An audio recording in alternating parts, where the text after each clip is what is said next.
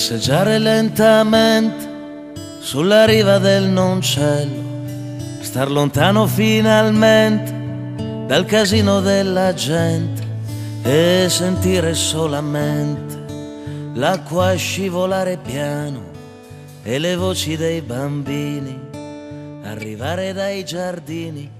Il Noncello nasce a Cordenonse e attraversa Pordenone, prima percorrendo a sud l'antico quartiere di Torre e poi proseguendo lascia sulla sua destra il centro storico della città capoluogo, la quale deve il proprio sviluppo al traffico fluviale che la collegava al mare Adriatico e dunque con Venezia, attraverso il percorso Noncello-Meduna-Livenza. Poco più a sud dell'imbarcadero, che si trova all'altezza del centro storico, vi è l'abitato di Valle Noncello, riva sinistra una volta comune a sé, oggi è quartiere periferico della città stessa.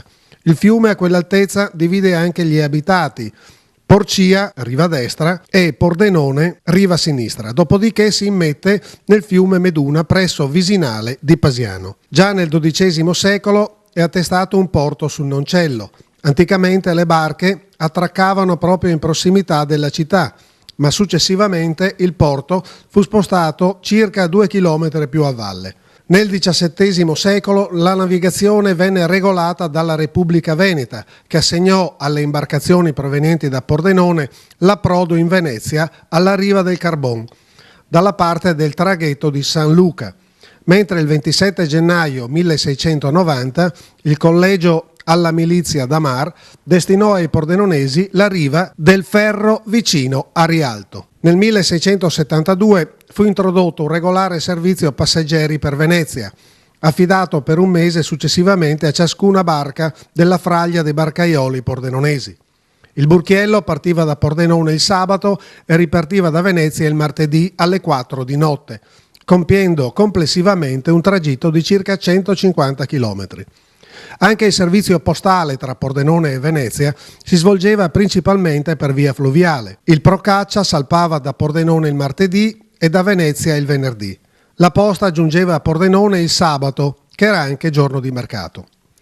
Il commercio e il trasporto fluviale decaddero col decadere della potenza veneziana e con l'arrivo della ferrovia a Pordenone, 1855. Sebbene il trasporto fluviale sia continuato in parte fino alla prima metà del Novecento. Nel tratto più vicino alla città, il fiume è circondato da una flora spontanea, salici, pioppi, betulle, roveri e olmi, che costituiscono il parco fluviale del Noncello. Passeggiare lentamente sulla riva del Noncello. Ci troviamo all'interno del municipio di Cordenonse, vicino a me c'è il sindaco Mario Ongaro. Con lui faremo un po' di storia, no? Su questo fiume che sia per Cordenonse che per Pordenone è importantissimo. Infatti diciamo che tutto nasce dal Noncello. Che tutto nasca dal Noncello è indubbio, questo è un punto di partenza fondamentale. Allora, quando si parla di tutto, noi parliamo dell'aspetto antropico, cioè dello sviluppo delle città, delle comunità, poi lungo il fiume del Noncello. Di una cosa ne sono proprio convinto, perché un aspetto storico, uso questa parola, che sostanzialmente non viene curato è proprio questo: capire il rapporto che c'è stato tra il fiume e gli abitanti che si sono insediati nel posto, perché sostanzialmente noi negli ultimi anni, insomma, la ricerca storica e comunque gli studi storici basano sostanzialmente sempre su ciò che è di superficie. Raramente si è cominciato soltanto sostanzialmente in tempi brevissimi a capire il rapporto che c'è tra il fiume e gli abitanti che sono insediati. Intendo dire che per capire bene o comunque per entrare nel merito della storia bisogna fare un altro ragionamento, studiare la geografia e capire se lo stato attuale corrispondeva a quello del tempo, perché molto spesso noi sovrapponiamo due aspetti che non corrispondevano e secondo le mie conoscenze in realtà noi avremo grandi sorprese se andiamo a pensare proprio a capire, fin quanto sia possibile, come, dove e com'era il Noncello, che sicuramente non rispecchiava l'attuale Noncello. Pertanto la visione che abbiamo noi antropica oggi non è la stessa di quelli che avevano molto probabilmente, diamo una certezza, molto probabilmente non abbiamo la certezza matematica in quanto studi non ne abbiamo, ma quella è la linea da seguire, che indubbiamente i primi abitanti che si insediarono, non parlo tempi biblici, lontanissimi, il discorso geologico, ma su quelli che hanno già dato sostanzialmente l'aspetto antropico del territorio, non era la visione che abbiamo noi oggi. Ed è quello il punto di partenza, e lì possiamo fare un ragionamento, secondo me, molto interessante. Tra l'altro, Sindaco, ha scritto anche il Naone, che parla appunto di questo evolversi, no? Perché io credo ci sia di mezzo anche il Cellina, c'è di mezzo il Noncello e anche il Meduna. Quindi diciamo c'è stata un'evoluzione, anzi una rivoluzione geologica proprio negli anni. Ci vuole dire cosa successe qualche secolo fa? Ecco, per quanto riguarda il discorso del Naone, e questa è un'opportunità che ho avuto di portare un messaggio sostanzialmente anche semplice, ma io mi auguro significativo. Infatti, gli studi che si fanno, secondo me, dovremmo intanto togliere una cosa, non essere settoriali. Il Naone è un territorio più ampio che sostanzialmente racchiude Cordenone, Spordenone, il bacino del Noncello, ma una visione complessiva da tenere, non settoriale, vedere Cordenone, Spordenone, Torre, Porcia, non le singole unità, ma il suo insieme. Allora, in una visione di questo tipo, noi collochiamo il nostro Noncello, che ormai sempre più dà credito l'aspetto toponomastico, così, ecco, lì si fa il primo ragionamento. Noncello, cioè il Cellina del Naone. Questo è il primo passo, perché evidentemente i primi abitanti che sono insediati e hanno avuto questo sviluppo linguistico in qualche modo hanno definito quello che per noi oggi in italiano è il noncello in una maniera ben precisa. Cello, cellina, non naone. Il naone già italianizzato. Comunque la forma non è del naone, il cellina del naone. Questo potremmo tradurlo in termini sostanzialmente semplici.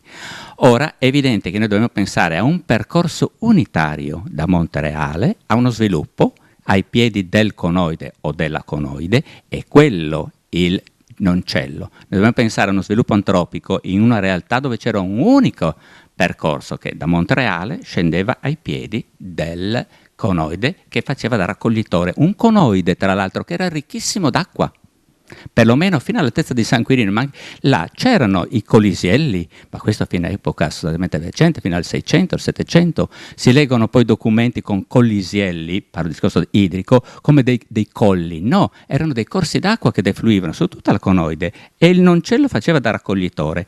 Ora a un certo punto c'è stata la frattura, per cui il Cellina ha deviato sempre più verso est e il noncello, quello che noi riconosciamo oggi, è stato il raccoglitore che poi è diventato il noncello. La frattura, così un grande meandro, sta proprio nell'era cordenonese.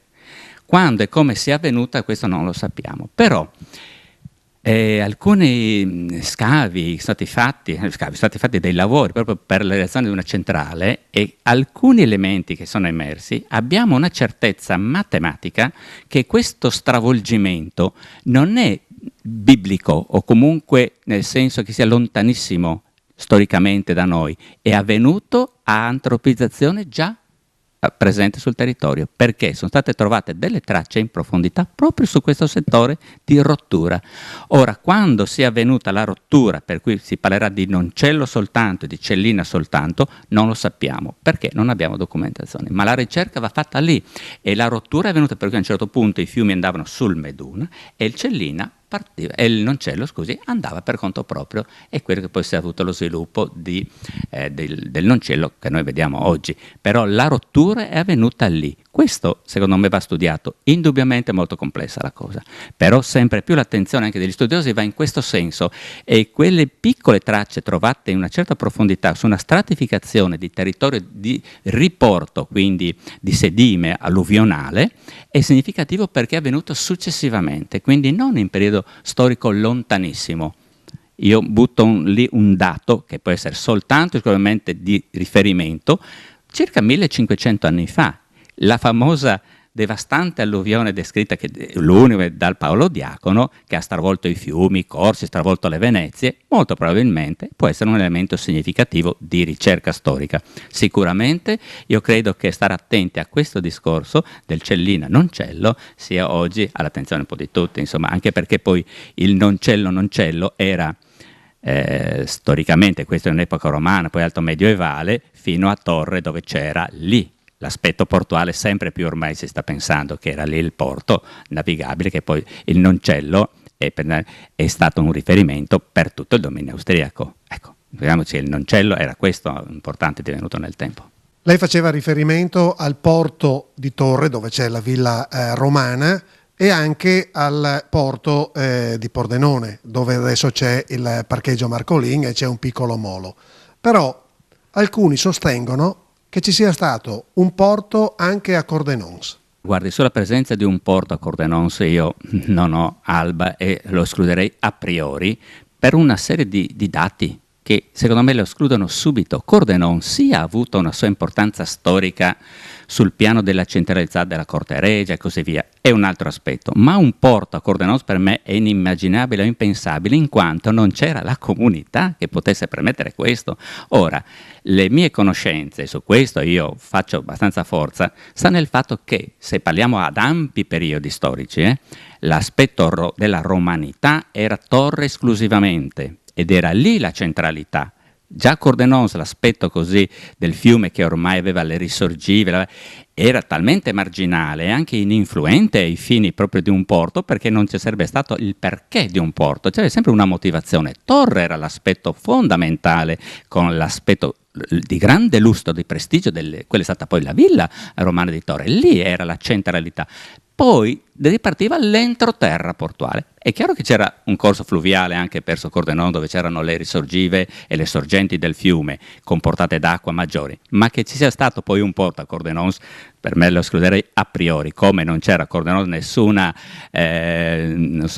zona di schiavi o di corti romane, assolutamente inimmaginabile o impensabile, perché erano soltanto ville periferiche, quelle di Cordenons. Il porto pordenonese nascerà verso il 1220. Ecco, lì è il porto, quando appunto decade quello di Torre, già da tempo in caduta libera, e il porto pordenonese è opera di Leopoldo VI d'Austria. Questo secondo me è indubbio. Poi tutta la vicissitudine parte con Pordenone, ma il porto, che ci siano stati attracchi portuali, nessuno lo esclude, che siano stati piccoli riferimenti, nessuno lo esclude, ma il porto che diventerà il porto di Pordenone va dal 1220-1221, secondo il mio modo di vedere, perché è Leopoldo VI che ha dato il via a Pordenone e a Vienna. Ecco, i due, Danubio e Noncello, è stato Leopoldo VI, secondo le mie conoscenze, che ha dato il via poi alla città. Particolare importanza ha avuto il porto del Noncello, a cui faceva lei riferimento, anche nella Repubblica di Venezia. Allora c'era proprio una vera e propria comunicazione fluviale importantissima. Ecco, su questo convengo, su quello che tutti ormai sostengono, anche perché le documentazioni anche sostanzialmente recenti ci portano veramente a uno splendore della città di Pordenone e il suo porto, probabilmente nella sua massima espansione, il significato, il senso che aveva proprio con la Repubblica veneziana, perché lì tutto, insomma, il commercio, il traffico fluviale, il Noncello ha brillato, secondo me, posso soltanto ribadire questo concetto di conoscenza, con il periodo veneziano, poi già con l'Ottocento, però già l'attività industriale, c'è una certa anonimato in questo senso del fiume, la grandiosità del porto e di Pordenone, e indubbiamente fa sempre riferimento a Venezia. Io credo proprio che sia stata una strada, ma poi tra l'altro, ma anche prima, già con quelli austriaci, però il periodo veneziano è indubbiamente il più bello, proprio più bello anche storicamente parlando, quello che piace anche più a me, quello che affascina di più, il Settecento sostanzialmente è un periodo bellissimo, e io non posso che ribadire che l'aspetto del porto Pordenone, come tutta la città di Pordenone. Nel 1672 fu introdotto proprio una linea, no? Pordenone-Venezia, e lì c'era proprio settimanalmente una nave che partiva e tornava. Date così precise di come avvengono proprio di questi scambi non fanno altro che ribadire lo stesso concetto di quanto fosse importante ormai come andiamo a prendere l'autobus oggi noi, vero, dello scalo, delle merci, della viabilità. Questa data la possiamo sottolineare da questo punto di vista, concetto di prima sostanzialmente, che diventava un punto di riferimento preciso. Come andiamo a prendere l'autobus oggi? E questo rientra nella logica della grandiosità che aveva avuto allora il riferimento Pordenone e Venezia. Io la leggo da questo punto di vista, quando si pongono date di questo tipo, o decreti, o ordinanze, o modi di procedere che vanno sempre, stabiliscono delle norme, dei criteri che vanno a valorizzare la situazione storica del tempo. Nel 1855, con Venezia che decade dal punto di vista politico e anche di importanza, no, a livello internazionale, e anche l'avvento della ferrovia fa sì che il Noncello perda diciamo il suo carisma nel vero senso della parola. È indubbia anche questa affermazione. Fino a tutto il Settecento il Noncello è stato il protagonista reale di tutta. L'Ottocento diventa un po' anonimo, perché nel frattempo lo sviluppo industriale, il grande valore che ha avuto il Noncello con le sue acque limitrofe è grandissimo, però il discorso fluvialità, commercio diventa più anonimo, lo definisco, proprio perché nel frattempo la città si arricchisce e della ferrovia, cambiano sostanzialmente i mezzi di trasporto, il Noncello perde quella bellezza artistica, uso questo termine, di trasporto proprio del gentilizio che ha sempre dato il fiume, e in questo concordo perché è la società che è modificata. Con metà dell'Ottocento sostanzialmente il Noncello diventa un fiume, un fiume che non ha più quel valore, ribadisco, artistico, comunitario che aveva proprio avuto fino ad allora. Ecco perché è lo sviluppo storico che ne ha modificato il suo senso, che è tuttora oggi, pur dando un grande valore e prestigio al Noncello, ma diventa un fiume come tanti altri. Nella prima parte del Novecento, nei primi 50 anni, forse il fiume Noncello ha avuto una sua identità ancora. Poi, in questi anni, diciamo, è stato completamente abbandonato.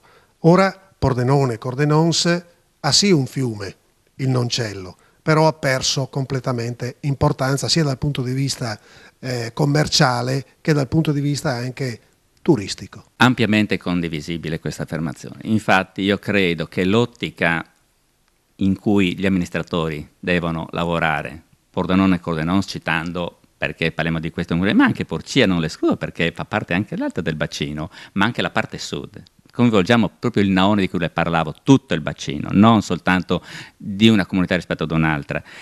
Il futuro va dato proprio in questa prospettiva. Il fiume di per sé non ha quelle caratteristiche di navigabilità, quelle funzioni per cui era nato nel tempo, ma è un grandissimo e bel fiume che ha una struttura poi così ricca e così bella, e noi dovremmo valorizzare sul piano turistico. In questo momento ci stiamo muovendo, parlo dei comuni Pordenone e Cordenons ad esempio, proprio per i percorsi turistici. Allora, noi abbiamo delle forti opportunità, ma non sono parole dette così di amministratori, che sono delle opportunità sui quali bisogna investire. Il tempo storico in questo momento è di grandissima difficoltà, è indubbio, però a piccoli passi non perdere di vista quella che è una grandissima opportunità e la salvaguardia, perché il futuro del fiume, il fiume non sparisce, il fiume rimane, però non va cancellata la bellezza, l'importanza e quello che è il rapporto con il fiume, e probabilmente questa è di oggi, diciamo, del momento in cui viviamo, la riscoperta che stiamo dando, perché anche piano piano forse la crisi economica che stiamo attraversando anche ci ridimensiona un pochino, forzatamente, ma ci ridimensiona anche a rivalutare e rispettare la bellezza che abbiamo su questo fiume, e saranno delle risorse indubbie. I percorsi che si stanno riscoprendo sono complessi, le difficoltà di investimento sono tante, a volte non diventano viste come primarie magari, no? Dei cittadini, però fare degli investimenti, capire l'importanza e la tutela di questi fiumi, nel nostro caso del Noncello con tutti i corsi d'acqua, le risorgive, le adiacenze, la flora e la fauna di queste, noi abbiamo delle caratteristiche uniche nel loro sé. Abbiamo subito i bellissimi Magredi che sono un contrasto unico poi per Cordenons, forse più ancora che Pordenone che non ha quest'altro, ma tutto il suo insieme penso che sia un percorso obbligato. Ecco. Non è pensabile non essere sensibili al recupero del nostro grande fiume, il Noncello, che noi dovremmo amarlo perché il Noncello ci porta a tutto il nostro percorso artistico, bello, di storia. Passeggiare lentamente sulla riva del Noncello. Qui ci troviamo in via della Filanda a Cordenons, quello alle nostre spalle è un vecchio mulino, quello che rimane di un vecchio mulino. Io mi trovo qui con Gino Argentin, sotto di noi c'è un rumore particolare, è la roggia che dovrebbe sfociare sul Noncello. Sì, questa, come abbiamo detto, siamo in via della Filanda e questo qui è uno degli ultimi mulini di Cordenons. Come si dice, la cascata è stata costruita sulla Roia Granda dove c'era il mulino e questo è il rumore del salto che fa l'acqua dove c'era la ruota una volta che faceva girare il mulino. Qui era tutto aperto. Qua era tutto aperto, adesso la roggia, quando andremo 100 metri più in giù vediamo che è ancora aperta, invece qua era aperto, però hanno chiuso già da tempo tutto quanto perché è stato costruito. Ci troviamo sempre nella zona della Filanda e qui, vedi, c'è un ponticello, Gino, ci siamo sopra. Adesso non c'è acqua, però fino a qualche settimana fa qui c'erano 20 centimetri, mi dicevi. Sì, anche un mese fa. Anche un mese fa. Ecco, e qui siamo proprio nelle sorgenti del Noncello.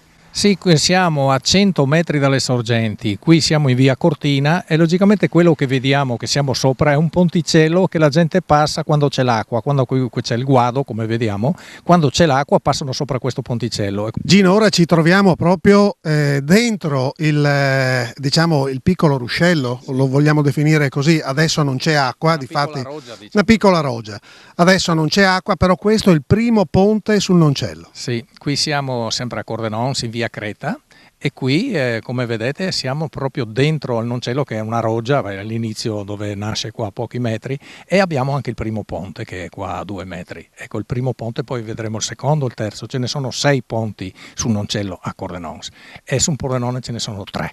Comunque dopo andremo a vederli. Ecco qua abbiamo la fortuna di trovarsi che non c'è neanche acqua, così possiamo starci dentro, dove inizia a scorrere il Noncello. Qui si comincia già a vedere l'acqua, Gino. Qui ci troviamo proprio sul secondo ponte, proprio di fronte al cimitero di Cordenons. Sì, siamo ancora in via Cortina, però siamo dove c'è il ponte, come hai detto tu, e qui si inizia a vedere l'acqua perché è normale che più in giù che andiamo e più si vedono le sorgenti. Qui cominciano già le sorgenti più basse e perciò c'è l'acqua. Ora siamo entrati in mezzo alla vegetazione proprio incolta, assolutamente incolto questo campo, e pensare che qui, Gino, c'era il porto di Cordenons. Anticamente qui c'era un porto. Sì, noi abbiamo poche prove, però abbiamo trovato anche degli scritti così che come si chiamano, gli studiosi pensano, con diversi studi che hanno fatto, che qua sia stato proprio il porto, un porto romano logicamente. Poi soggetta la zona a molte alluvioni, ma delle grandi alluvioni, è venuto quasi un diluvio nel 530 d.C. e logicamente ha cambiato tutto l'assetto di queste zone, è venuto talmente tanta di quella ghiaia che ha, come si dice, deviato il flusso del Cellina che passava di qua, una volta passava di qua. Però c'è ancora diciamo il Noncello, qui si vede anche se è ancora fermo, piccolino. Sì, ci sono le sorgenti dove si forma il Noncello, ce ne sono diverse sorgenti, basta vedere che vegetazione che abbiamo qua. Qui è tutto incolto, è rimasto allo stato brado, come vedete, però è bello da vedere perché a pochi passi dal centro di Cordenons abbiamo questa zona che è una meraviglia, questo verde. Abbandonata però. Abbandonata per il momento, speriamo che qualcuno capisca quanto importante è dove nasce la nostra zona, dove nasce il Noncello, di valorizzarla perché non può rimanere sempre così. Noi a Cordenons abbiamo le sorgenti del Noncello, questo bisogna valorizzarlo, fino adesso non è stato fatto ben poco, speriamo che qualcuno lo capisca. Comunque abbiamo dei posti meravigliosi che non vedo il perché queste che potrebbero essere delle mete di studi. Ci troviamo alle spalle della piscina comunale di Cordenons e qui c'è un meraviglioso scorcio del fiume Noncello che comincia a prendere corpo. Sì, qui comincia a prendere corpo, vedi adesso dove siamo, vicino, siamo come si dice, sì, dietro la piscina ma sempre nel territorio del cimitero, vicino al cimitero. Qui come hai detto tu prima, il fiume comincia a ingrossarsi, vede, perché comprende le diverse sorgenti e soprattutto c'è la confluenza della Roia Grande, che è la roggia che attraversa tutto Cordenons, che qui è ancora scoperta, qui che si mette dentro il Noncello. Siamo sopra al terzo ponte, sempre sul Noncello, qui siamo sempre a Cordenons, alle spalle del macello appunto della cittadina. Allora, qua il Noncello, come del resto anche più su, ma qui si apre ancora maggiormente, comincia a prendere forma. Sì, noi abbiamo visto prima, dove avete fatto le riprese, che non c'era acqua, dove alle sorgenti, dove siamo stati. però piano piano che abbiamo disceso, diciamo, la roggia, perché era una piccola roggia, vedete che in 300 metri è cambiato tutto. Qui ci sono talmente tante sorgenti che il fiume prende proprio, qui comincia a prendere la sua formazione proprio di fiume, vedete come scorre l'acqua qua. Qua ci sono sorgenti da tutte le parti. Siamo sempre a Cordenons, qui il Noncello si unisce nei due rami che abbiamo visto in precedenza. Sì, difatti il Noncello un po' più in su qui, comunque hai parlato vicino al macello, c'era un mulino un po' più in su del macello e per esigenze di lavoro l'hanno deviato il Noncello, una parte piombava sopra la ruota che faceva girare il mulino e una parte andava per conto suo che sarebbe l'originale. Qui, dopo 100 metri più in giù del macello, questi due canali si uniscono e formano il fiume Noncello. È un posto meraviglioso, io credo che pochi, sia cordenonesi che pordenonesi, lo conoscano. Guarda, questo è una meraviglia, è un paradiso qua, ci sono sorgenti dappertutto, alberi, vegetazione, è una cosa bellissima da mantenere, farla conoscere, ma farla conoscere dal lato positivo, da tenerla più da conto, perché noi abbiamo una risorsa qui naturale che è qualcosa di bello che è da valorizzare. Non vedo quanto tempo bisogna aspettare per far conoscere a tutti questa bellezza. E non è vero che Pordenone è la città del Noncello, perché la città del Noncello è anche Cordenons, dove c'ha le sorgenti Noncello, perché se dicono che Pordenone è la città del Noncello, lo è anche Cordenons. Passeggiare lentamente sulla riva del Noncello. Ci troviamo al Molo Marcolin, almeno così per il momento si chiama, con l'architetto Giulio Ferretti. Giulio Ferretti, oltre ad aver fatto diversi lavori per il comune di Pordenone, proprio per il fiume Noncello, è anche un appassionato, no, di questo tratto d'acqua. Infatti ha costruito anche diciamo un passaggio proprio sotto questo ponticello, che dopo vi faremo vedere, per attraversare ed evitare il traffico il fiume. Tu sei soprattutto un ecologista, no? Come vedi il fiume Noncello? Ossia, ti piace ora il fiume Noncello com'è e secondo te i pordenonesi stanno godendo di questo fiume o no? Sì, solo in parte. Ossia, il titolo sarebbe "Dite a Pordenone che lì c'è un fiume". Quindi un po' il motivo che molti pordenonesi sono qui da poco, però non è sufficiente. Secondo me la valorizzazione del Noncello significa aumentare il senso dell'appartenenza alla città e comunque ci sarebbe ancora molto da fare, però il dibattito è in corso e ancora non ci sono delle decisioni adeguate. Ci sono state anche delle polemiche, no? Su questo fiume, perché molti vorrebbero addirittura una provocatoria che mi ha colpito dall'architetto Gianfranco Giannelli, che avrebbe voluto costruire molti condomini lungo la via Riverasca. Sì, è una provocazione che può essere condivisa o no. C'è da dire che lì c'è solo una strada su un argine, sulla parte retrostante ci sono delle risorgive, quindi se dovresti costruire degli edifici costerebbe molto di più del normale e in un periodo di crisi sarebbe molto difficile riuscire a venderle. Ecco, io ti rifaccio la domanda: come vorresti, no, che questo fiume fosse, diciamo, affinché i pordenonesi possano godere anche di questo bene che abbiamo, no? Ossia, bisognerebbe fare un po' come si è fatto in tutte le altre città a livello europeo, ossia di conservare quest'area verde molto pregiata che si innesca sulle zone abitate, per usarle e per promuovere il movimento della gente, l'apprezzamento con passeggiate, piste ciclabili abbastanza lunghe, in modo che si possa visitare e si possa anche passare il tempo alla sera, specialmente in questi giorni, stando al fresco con attrezzature, cosa che per ora non è ancora sufficiente. Noi siamo qui vicino al parcheggio Marcolin, ossia se risaliamo il fiume riusciamo a farlo per pochi metri, se lo discendiamo lo facciamo ancora per pochi metri. Una cosa che si potrebbe fare è fare un percorso pedonale che passa sotto il ponte della ferrovia e poter raggiungere il lago della Burida pedonalmente in bicicletta, e già questo sarebbe una bella iniziativa, ma per ora le istituzioni non si sono mosse su questo tema. Tu hai fatto anche un libro sul fiume che in pratica, anche storicamente, questo fiume, il Noncello, è sempre andato a braccetto con la città. Sicuro. Bisogna ricordare comunque che il Noncello aveva il suo porto nell'epoca risorgimentale, però successivamente il porto è stato spostato a Valle Noncello. Naturalmente questa presenza del fiume è stata sempre importantissima per gli scambi commerciali con i vari barconi, scambi e percorsi verso Venezia che sono terminati anche parecchio dopo la ferrovia, in particolare nel 1955, quando è stato demolito l'ultimo burcio, il Redentore II della famiglia di Rindin di Valle Noncello. Ci siamo seduti su questa panca non a caso, Giulio, perché questa è stata una tua idea, no? Qui un po' per delimitare questa zona affinché non andassero le macchine qui dietro e un po' anche per trovare un punto di riposo.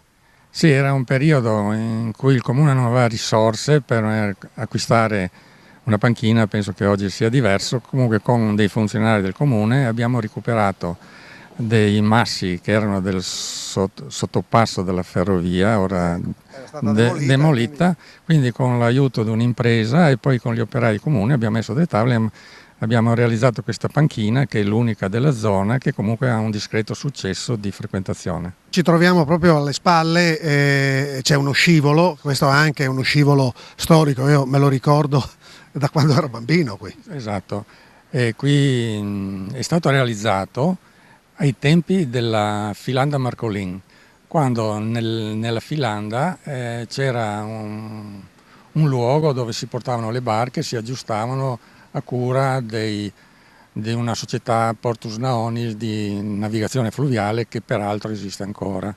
Demolita la Filanda per fare il parcheggio è rimasto questo alagio che è stato pagato proprio da queste persone, in particolare mi risulta dal geometra Bucciol che aveva un'impresa.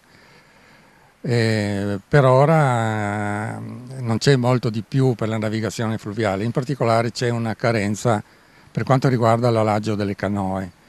Recentemente il comune ha sistemato il pontile qui dietro, ma purtroppo è troppo alto e per ora per le canoe non c'è ancora una struttura sufficiente, in particolare nel momento in cui Daniele Molmenti ha vinto la medaglia d'oro alle Olimpiadi di Londra.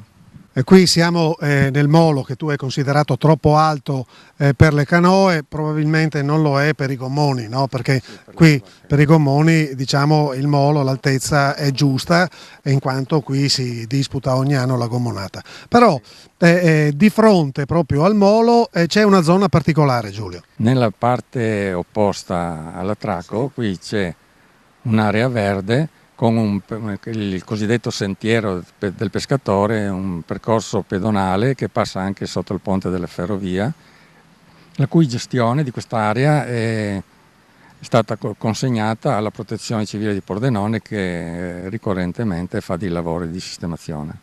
Ci troviamo sotto il ponte sul Ring, a pochi metri dal molo Marcolin e qui, come accennavo prima, c'è un viottolo che hai ideato tu.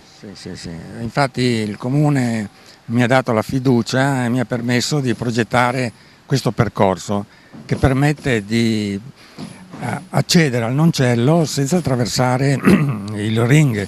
Qui siamo sotto il ponte di via della Roggia Codafora e quindi questo è un percorso che permette l'utilizzo del parco, della zona del molo, specialmente nelle manifestazioni, senza nessun incrocio con automobili, macchine eccetera. Questo percorso segue la Roggia Codafora e inizia in via Codafora dietro il municipio. Ci troviamo alle spalle del municipio, pochi pordenonesi che sanno appunto che c'è questo viottolo che porta direttamente al molo Marcolin. Sì, infatti, forse la tabella che vediamo qua davanti dovrebbe indicare più chiaramente questa possibilità da parte della gente, specialmente vicino a un parcheggio, quindi potrebbe essere maggiormente utilizzato. Questo è un vantaggio e l'interesse sarebbe quello di poter proseguire questo percorso verso monte e verso valle sul parco fluviale. Qui ci troviamo sotto il ponte di Adamo ed Eva e questo passaggio qualche anno fa serviva non come passaggio pedonale ma per per il traino delle barche attraverso animali con le corde per risalire il fiume con i barconi controcorrente. Ce n'è uno spalto uguale a questo, c'è anche dall'altra parte del ponte che potrebbe essere anch'esso trasformato come percorso pedonale.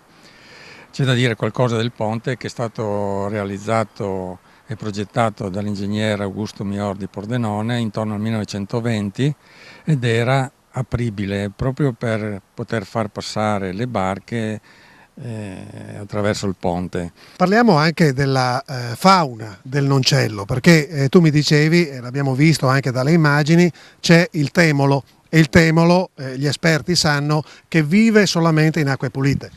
Infatti, guardando da sopra il ponte si può ammirare la presenza del temolo, un pesce piuttosto raro ancora perché ha bisogno di acque pulitissime.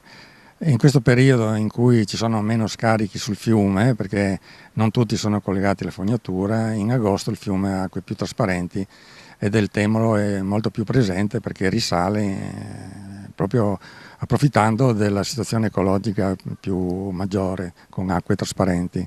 C'è da dire inoltre che nel bacino del Noncello e delle sue rogge c'è ancora il gambero di fiume, un'altra specie molto tutelata che sopravvive all'interno dell'abitato.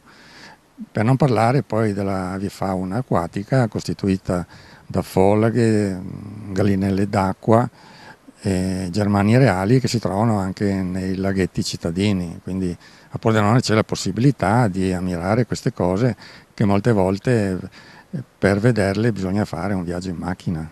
Abbiamo appena attraversato il sentiero del pescatore, ma siamo a pochi metri dal ponte di Adamodeva, quindi vicino al centro.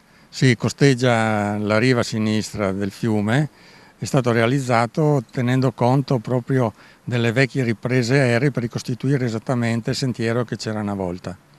Ecco, io so, tu sei anche vicepresidente del gruppo teatrale Arti e Mestieri.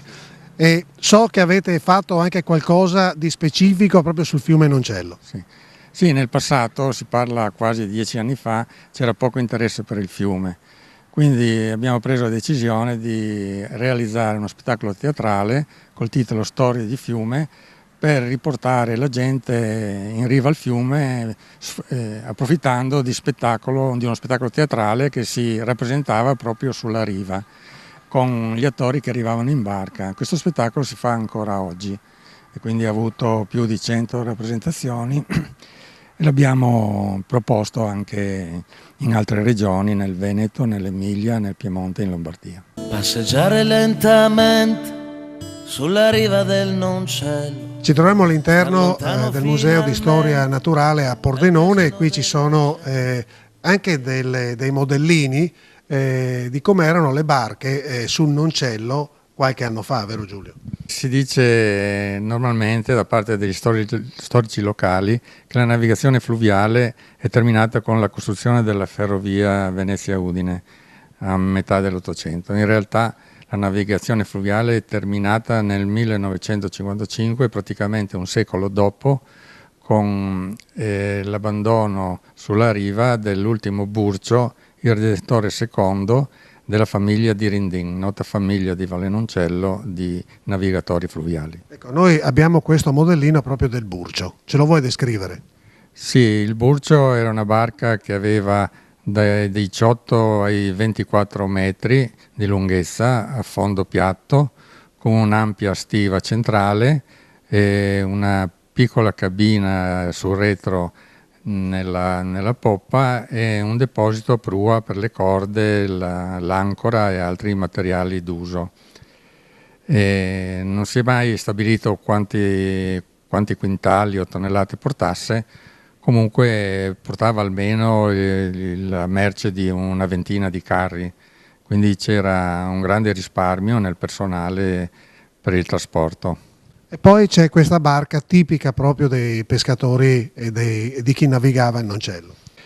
Per quanto riguarda la piccola pesca nel fiume Noncello, si usava una barca autocostruita di forma circa rettangolare che veniva spinta con una pertica, proprio perché era difficile con i remi superare la corrente del fiume Noncello. Passeggiare lentamente sulla riva del Noncello. Umberto Chalvien, direttore e conservatore del Museo Naturale di Pordenone, storico di Pordenone, no? Allora, parliamo di animali e più in particolare della nutria. Perché? Perché la nutria in questi ultimi anni si è rivista sul Noncello. Sì, in realtà è una specie alloctona, quindi non appartenente alla nostra fauna, che è stata segnalata da molti cittadini anche qui al nostro museo, scambiandola per la molto più rara lontra, che in realtà non compare da noi ormai da moltissimi anni, poiché è estinta in provincia di Pordenone. La nutria è una specie della fauna sudamericana che si è insediata in molti paesi d'Europa al seguito degli allevamenti che venivano condotti per trarne la pelliccia, il famoso castorino degli anni 70. Dopodiché questi allevamenti non hanno più avuto modo di esistere a causa della crisi che ha colpito il settore e moltissime nutrie sono state liberate e hanno trovato nei nostri ambienti acquatici dei luoghi favorevoli per riprodursi. La comparsa della nutria in centro città di Pordenone è recentissima, si parla di alcuni mesi fa, con alcuni esemplari che sono stati osservati e oggi possono rappresentare anche uno squilibrio ambientale a questi animali, visto che l'introduzione di specie alloctone, cioè estranee alla fauna locale, è vista come una delle principali minacce per la biodiversità. Cosa potrebbe causare la nutria?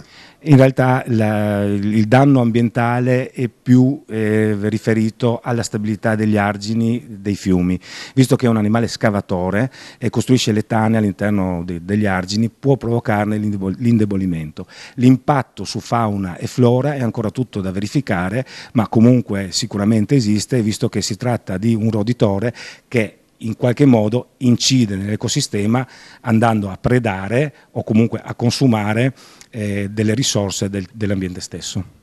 La lontra, ecco, diciamo subito che non c'è, no? Ormai è un animale estinto, però ci sono stati degli avvistamenti. Ecco, la lontra, da non confondere appunto con l'animale di cui abbiamo trattato adesso, è un animale della nostra fauna, forse il più raro della nostra regione in assoluto, estinto intorno agli anni 50 in tutto il Friuli Venezia Giulia e di cui adesso abbiamo delle segnalazioni, delle timide ricomparse in Friuli, proprio laddove sono state segnalati gli ultimi esemplari appunto intorno agli anni 60 di cui si ha notizia certa.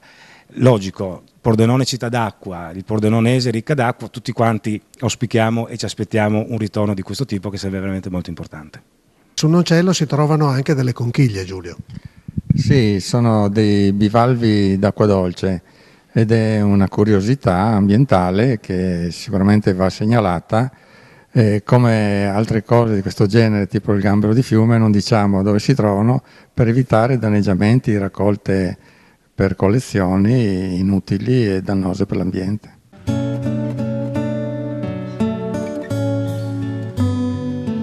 Passeggiare lentamente sulla riva del Noncello, star lontano finalmente dal casino della gente e sentire solamente l'acqua scivolare piano